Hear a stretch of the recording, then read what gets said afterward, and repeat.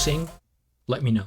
What's up, guys? George the Cloud here. My name is Jorge, aka George. Welcome to the channel and welcome to my life. Today we have a special request by a close friend of the channel, Brad Taggart. Thank you so much for your support, your donations, and everything you do. I appreciate it. He suggested I check this out, which is Elite Musicians Online International Competition 2021, Florea Beatrice-Maria, Category C. And so I have seen some of her work, Beatrice's singing in the band Shut Up and Kiss Me. And you kind of have to shout that because there's an exclamation at the end. So it's more of a, an aggressive title for a band. And in case you're interested, I did react to California Dreamin'. And what was the other one? Where is it? Oh my God, where is it? Time is of the essence here. Where is the other cover? Radar Love. So be sure to check out those reactions. I have enjoyed her voice there. So we're gonna check this out. What's the information here? W.A. Mozart, din opera nunta lui Figaro, aria voi ce sapete, Giorgia Dima, somon rase passarelli. It's as clear as I can make it. So let's dive right in. Get some popcorn, fill up your water, put your headphones on. Let's go. I see the lady at the piano here has a face mask. I believe this is right in the middle of the pandemic, so it makes sense.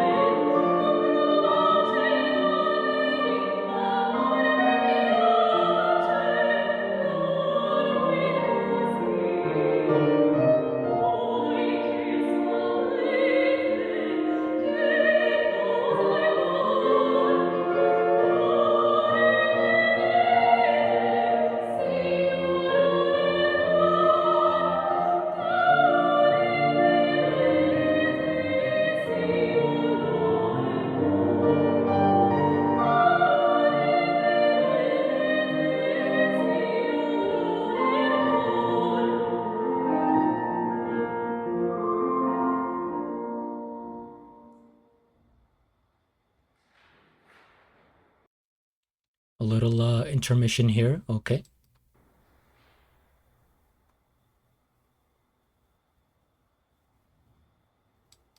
And part 2.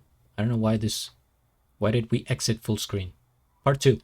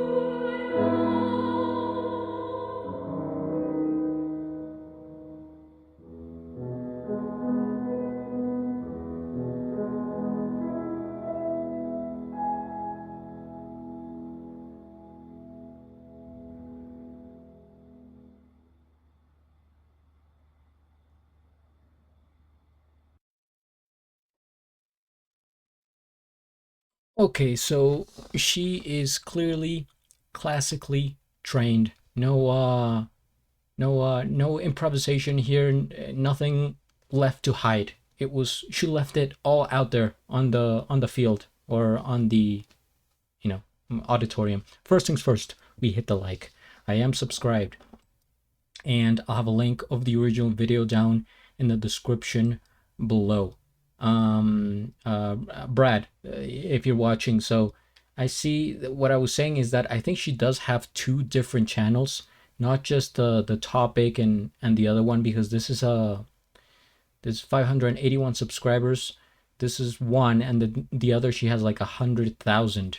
I'm subscribed to both, but I believe they're just regular, and the two of them. But back to the presentation here, the performance.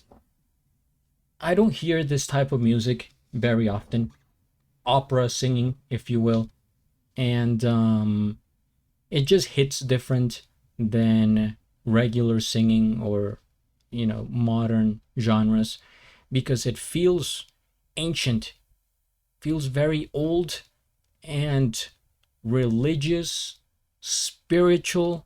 I guess those are connotations that we give to this type of music, but also historically, it was probably the case, since back in the day, most of songs being sung like this were probably like for the church, in the church.